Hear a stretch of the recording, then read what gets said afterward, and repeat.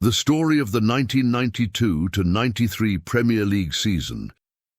English football's top tier became the FA Premier League after First Division clubs broke away from the English Football League to form a new competition. 60 matches aired live on Sky Sports as part of a £304 million deal. But the TV station's whole new ball game launch did not please everyone. "It's the most ludicrous and backward decision football has taken," said Manchester United manager Alex Ferguson, furious about Sky Sports' influence on the fixture schedule. Arsenal, Liverpool and final First Division winners Leeds United were among the title favourites. Manchester United were also tipped to challenge 25 years on from their last top-flight title win. In a history-making opening weekend, Sheffield United striker Brian Deane scored the first Premier League goal in a 2-1 win over Manchester United. A day later, Teddy Sheringham netted the first televised Premier League goal in Nottingham Forest's 1-0 victory against Liverpool. Sheringham departed Brian Clough's Nottingham Forest at the end of August to join Tottenham Hotspur in a £2.1 million deal.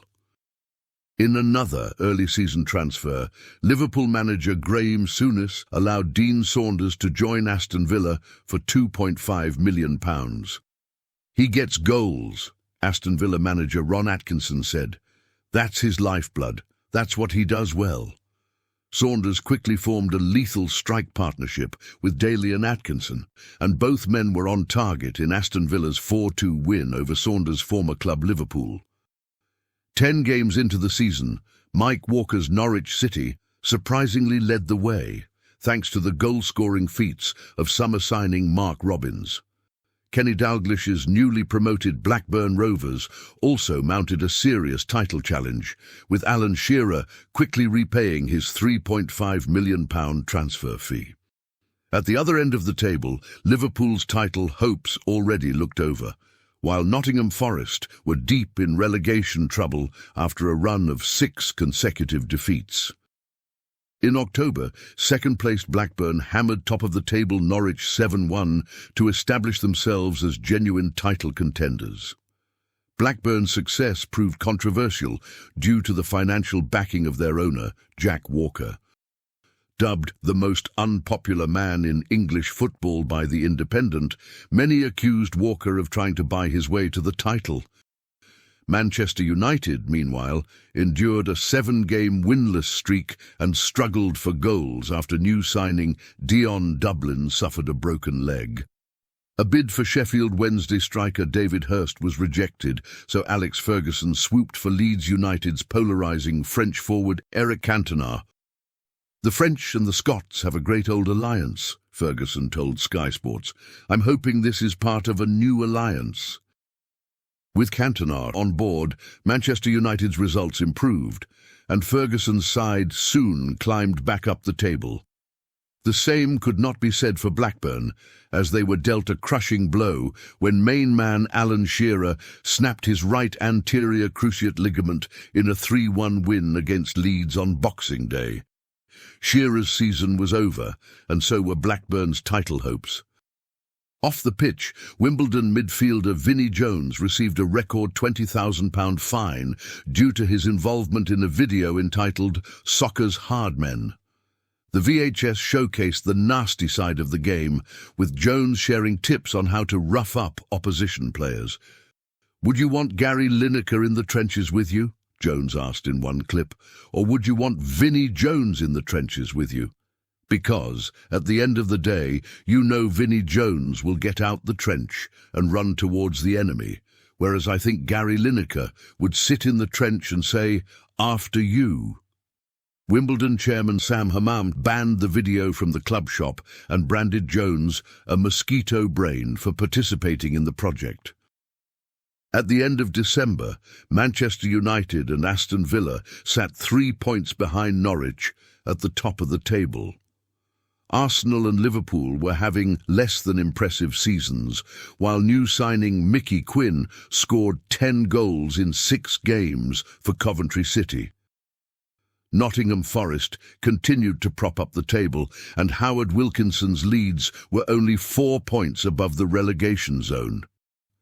In January, Norwich slipped to third place after failing to score for the 5th league game in a row.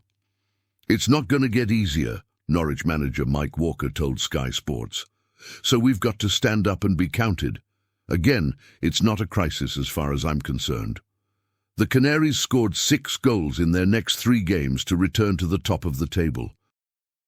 Manchester United remained in the title fight alongside Norwich, with Peter Schmeichel, Gary Pallister, Steve Bruce, Paul Ince, Ryan Giggs, Mark Hughes and Eric Cantona all having stellar seasons. Alex Ferguson's side only lost once in 16 games between November and March, a run that included a 5-0 win over Coventry and a 4-1 victory against Tottenham. Aston Villa kept up their good form too, with Dwight Yorke providing added firepower alongside Dalian Atkinson and Dean Saunders to move Ron Atkinson's side back to the top in March. Elsewhere, Ian Porterfield became the first Premier League manager to be sacked when Chelsea replaced him with David Webb after an 11-game winless run. On the goal-scoring front, Teddy Sheringham scored 10 goals in 8 games for Tottenham to become the clear favourite for the Golden Boot after Alan Shearer's season-ending injury.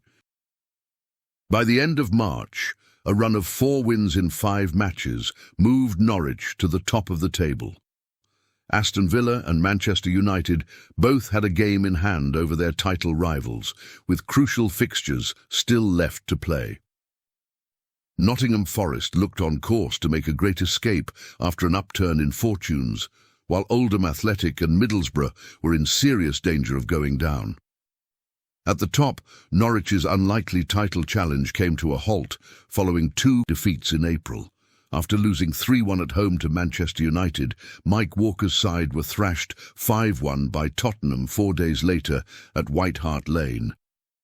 The Premier League became a 2-horse race from that moment on, with Aston Villa and Manchester United battling it out to make history. A pivotal day in the title race came on the 10th of April. Aston Villa faced Coventry, while Manchester United hosted Sheffield Wednesday. John Sheridan gave Wednesday the lead at Old Trafford before Steve Bruce equalised. The game at Villa Park had already finished goalless by the time Bruce popped up with a late winner deep into stoppage time to turn the title race on its head. Manchester United and Aston Villa won their next 2 games before Villa fell to a 3-0 defeat at Blackburn. On the same day, Mark Hughes and Paul Ince scored as Manchester United cemented their place at the top with a 2-0 win at Crystal Palace. With 2 games to go, Aston Villa needed to beat Oldham to keep the title race alive.